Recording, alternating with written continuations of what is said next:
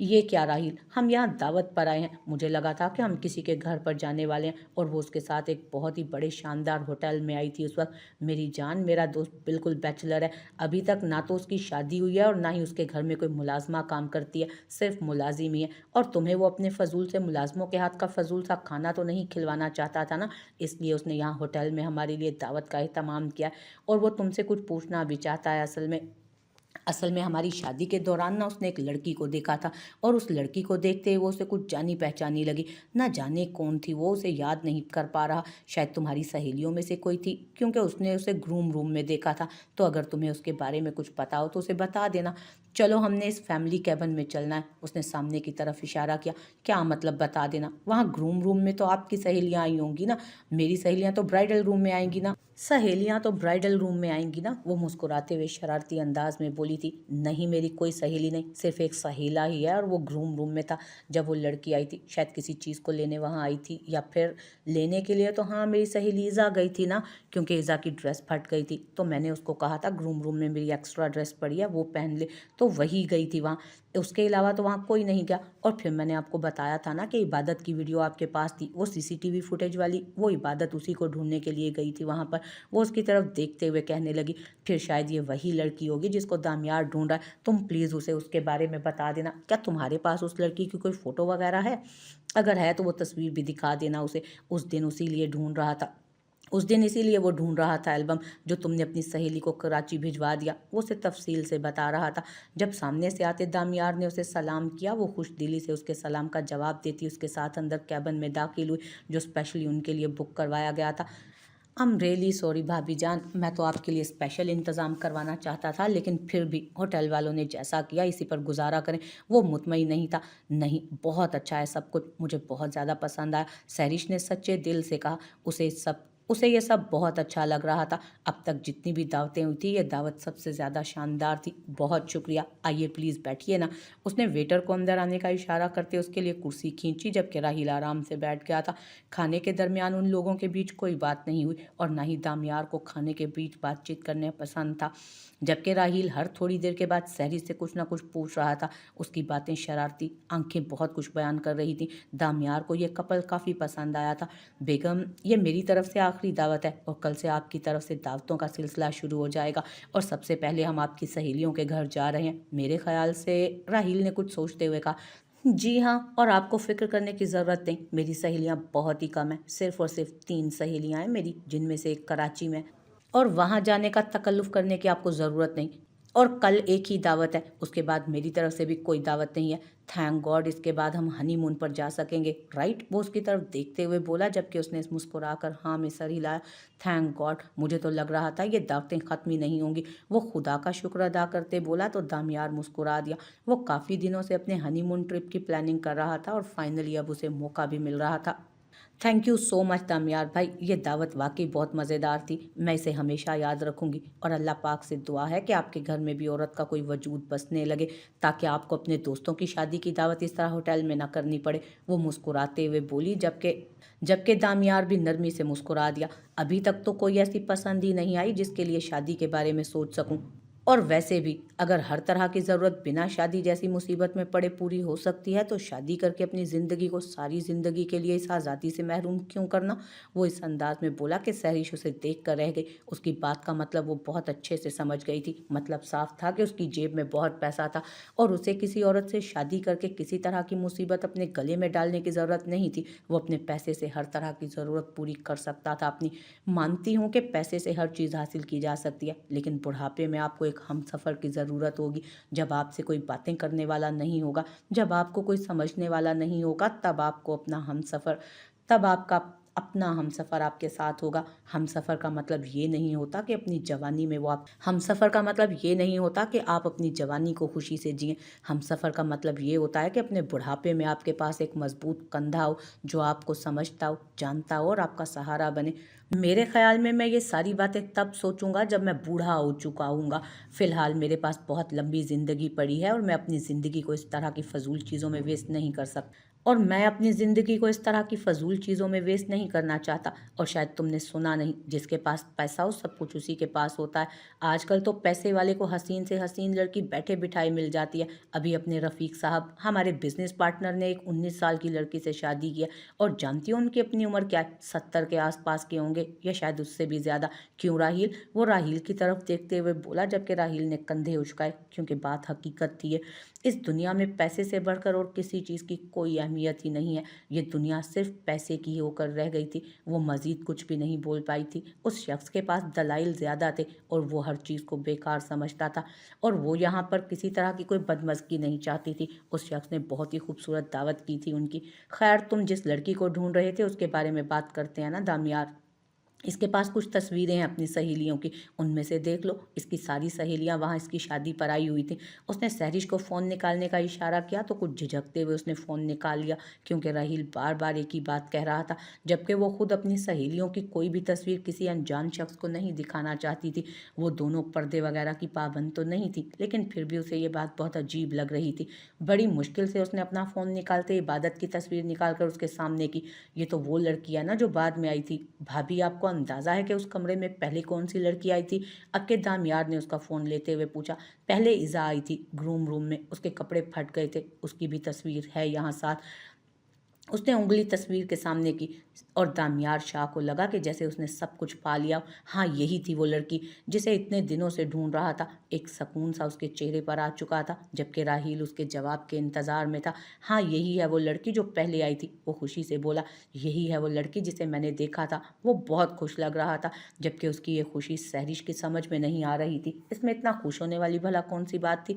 तुम ऐसा करो, मुझे ये तस्वीरें सेंड कर दो, उसने अपना फ़ोन निकालते उससे कहा, जबकि वो हैरान रह गई उसकी इस डिमांड पर। जबकि राहील ने अगले ही लम्हे उसके हाथ से फ़ोन लेते हुए तस्वीरें पहले अपने नंबर पर सेंड की और फिर दामियार के नंबर पर। उसके अंदाज से ऐसा तो नहीं लग रहा था कि वो इज़ा को पसंद करता है या फिर उसका रिश्ता लेकर जाएगा शादी के लिए।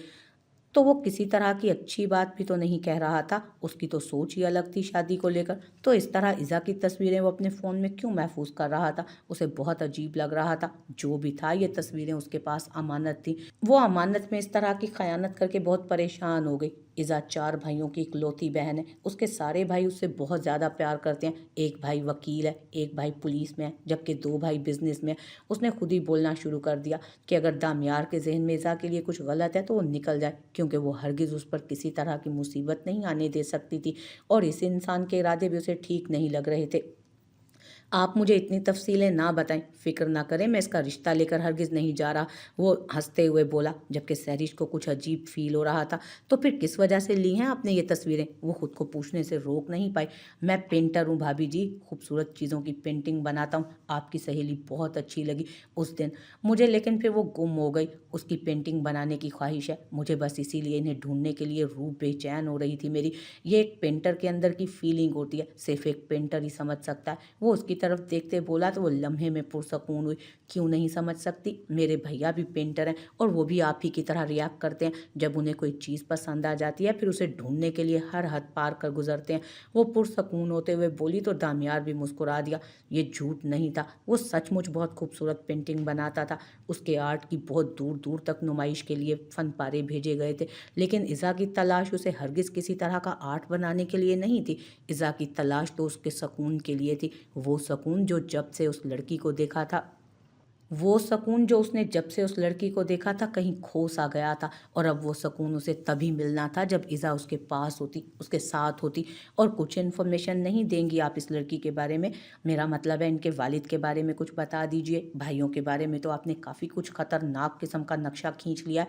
वो उससे मज़ीद पूछने लगा। इसके अब्बू का नाम उसामा शाह है, इसके अलावा मैं और कुछ नहीं जानती, वो हंसते हुए बोली। चलें, इतना ही काफ़ी है। वो मुस्कुराकर बात ख़त्म कर गया जब राहील ने उसे चलने का इशारा किया था। बहुत वक्त हो चुका था, अब उन लोगों को वापस घर जाना था, जबकि वो अच्छे से मेहमान नवाजी निभाते उन्हें गाड़ी तक छोड़ने आया। उसकी आंखों के सामने वो तस्वीर थी। हाँ, ये वही लड़की थी जिसे पहली दफ़ा उसने अपने मोबाइल की स्क्रीन पर देखा। हाँ, यही वो लड़की थी जिसे वो इतने वक़्त से तलाश रहा था। हाँ, यही वो लड़की थी जिसके लिए वो इतनी रातों से बेचैन था। यही थी वो लड़की जिसकी वजह से इतनी रातें वो सो नहीं पाया था। ये लड़की उसे चाहिए थी किसी भी कीमत पर। इज़ा उसामा शाह बहुत जल्द तुमसे दामियार शाह अपने बेडरूम में मिलेगा, और यकीन मानो जितना तुमने मुझे तड़पाया मैं तुम पर हरगिज़ रहम नहीं करूँगा। वो तस्वीर में उससे मुखातिब न जाने कौन-कौन सी बातें कर रहा था। शायद वो उस पर अपनी बेचैनियाँ आया कर रहा था, लेकिन जो भी था वो उसे अब रूबरू मिलने का इरादा रखता था, और वो भी बहुत जल्द, क्योंकि उस बेचैनी को तो उसी ने ही ख़त्म करना था। और अब ये बेचैनी सिर्फ़ और सिर्फ़ उस लड़की के मिलने के बाद ही ख़त्म हो सकती थी। आ रहा हूँ मैं बहुत जल्द तुमसे मिलने के लिए। अब मज़ीद मैं इंतज़ार नहीं करूँगा। जितना इंतज़ार मेरे बस में था मैं कर चुका। अब तुम्हें मेरा होना ही पड़ेगा। घर में भैया का बर्थडे बहुत धूमधाम से मनाया गया था। दादी ने उसे लाखों दुआएं दी। चचा और बाबा ने उसे नई कार गिफ्ट की थी जिसे लेकर वो बहुत खुश था। न्यू मॉडल और अच्छी खासी एक्सपेंसिव होने की वजह से वो फ़िलहाल इस कार के बारे में सोच ही नहीं रहा था, लेकिन उसके बाप और चचा ने सोच लिया था। मामा की तरफ से उसे हज़ार तरह की नई नई डिशेस मिली थी। चाची ने भी खास उसके लिए गाजर का हलवा बनाया था, जबकि दादी ने इन सब की सुबह से जान मुश्किल में डाली हुई थी। ये करो वो करो, मेरे पोते को ये पसंद है, मेरे पोते को वो पसंद। और इतनी सारी खुशियों के बाद अब उसे अपनी बीवी चाहिए थी। उसकी चाहत, कितना प्यारा था ना आपका बर्थडे, सब लोगों ने इतना सेलिब्रेट किया, बहुत मज़ा आया ना। वो उसके पास बेड पर आकर बैठते हुए बोली जब उसने उसे अपने बाजुओं में भरते खुद के करीब किया। हाँ बिल्कुल, सब ने मिलकर मेरे बर्थडे को बहुत स्पेशल बना दिया। अब बाकी का ये बर्थडे तुम स्पेशल कर दो। ज़ोरिश भाभी प्लीज़ मेरी 3-4 शर्ट्स इस्त्री कर दीजिएगा, मुझे सुबह टीम ट्रिप के लिए जाना होगा। अभी वो उसकी तरफ बढ़ता कि उसे बाहर से शहीर की आवाज़ सुनाई दी। वो बौखलाकर उससे दूर हुई। जी शेरी भाई, मैं अभी कर देती हूँ। वो जल्दी से उठते हुए बोली, जबकि बारीक सुबह कर लेना वाला जुमला मुकम्मल ही नहीं कर पाया। नहीं ना, मुझे टेंशन लगी रहती है। मुलाजमा ठीक से उनके कपड़े इस्त्री नहीं करती, फिर बाद में शेरी भाई की डांट खाती है। वो उसे जवाब देती बाहर भाग गई, जबकि वो गुस्से से टीवी ऑन करके बैठ गया। अब वो कुछ नहीं कर सकता था सिवाय उसके आने का इंतज़ार करने के। पूरे 20 मिनट बाद वो अपना काम निपटा कर एक बार फिर से उसके पास आकर बैठी। जब उसने चेहरा दूसरी तरफ फेर लिया, वो बारीक, कल शेरी भाई को टीम ट्रिप पर जाना है ना, उसका चेहरा अपनी तरफ फेरते हुए बोली तो वो टीवी का रिमोट एक तरफ करके मुस्कुराकर एक बार फिर उसे खुद से करीब कर गया। तुम्हें भगा कर ले जाऊंगा यहाँ से। मुझसे ज़्यादा तो मेरे घर वालों की होकर रह गई हो तुम। मामा बाबा की लाडली से शादी करने का कोई ख़ास फ़ायदा नहीं हुआ है मुझे। वो ज़्यादा देर उससे नाराज़ नहीं रह सकता था। वो थी ही इतनी हसीन कि वो ज़्यादा देर उससे नाराज़ नहीं रह सकता था। अगर ये कहा जाए कि ज़ोरिश के पास हुस्न उसका प्लस पॉइंट था तो ये हरगिज़ गलत नहीं था। उसका शोर सर से पैर तक उसका दीवाना था, और बाकी सब घर वालों को उसने अपने अच्छे अखलाक से दीवाना कर रखा था। अभी वो पूरी तरह उसकी जान हल्कान करता कि बाहर से अम्मी की आवाज़ ने बाकी की कसर पूरी की। ज़ोरिश बेटा, अम्मा की तबीयत ठीक नहीं, इबादत दूध रखना भूल गई है। मेरे ख्याल में तुम दूध गर्म करके रख देना याद से।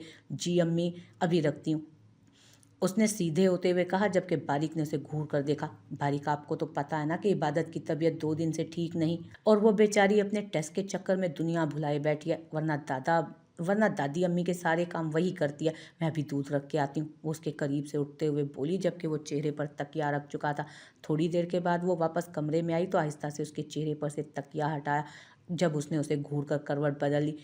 आप नाराज़ हो गई मुझसे? वो उसके कंधे पर हाथ रखती अपनी तरफ करते हुए उसके गालों पर लब रख चुकी थी। ज़ोरिश, मैं तंग आ गया हूँ। बस बहुत हो चुका है ये सब कुछ। तुम्हें हमेशा से मुझसे ज़्यादा हर इंसान प्यारा है। अगर यही सब कुछ चलता रहा तो मैं अब फुप्पो की बात पर अमल कर जाऊंगा। ठीक कहती हैं फुप्पो, पड़ोस की लड़की से शादी मत करो। वो शोहर के साथ कभी भी अच्छे से एडजस्ट नहीं हो सकती। 8 महीने हो गए हैं हमारी शादी को। यार, इन सब से थोड़ा सा अलग होकर मुझे भी थोड़ी अहमियत दो। After all I am your husband. लगता है मुझे फुप्पो की बात पर अमल करना पड़ेगा। क्या मतलब है आपकी इस बात का? वो सदमे से उसे देखने लगी। मतलब बहुत साफ और वाज़ेह है, मैं दूसरी शादी की बात कर रहा हूँ। अगर तुम मेरे किसी काम की नहीं हो तो क्या मैं तुम्हारा अचार डालूंगा? नाइस जोक, हंसना था। वो उसके सीने पर सर रखते हुए मुस्कुरा कर बोली, यह मजाक नहीं है। मैंने शादी अपने लिए की है, अपने घर वालों के लिए नहीं। वो लब दबाकर बोला तो वो उसे घूरने लगी, जबकि अब तक वो अपने चेहरे पर संजीदगी सजाए हुए था। भाभी जाग रही हैं तो खाना दे दें, बहुत सख्त भूख लगी हुई है। वो उसे घूरे जा रही थी जब बाहर से ज़बर की आवाज़ सुनाई दी। डोंट वरी, दूसरी शादी के बाद मैं तुम्हें छोड़ूंगा नहीं, मेरे घर वालों को तुम्हारी बहुत ज़रूरत होगी। उसके इस तरह घूरने पर वो अब भी संजीदगी से जवाब देते हुए लेट गया।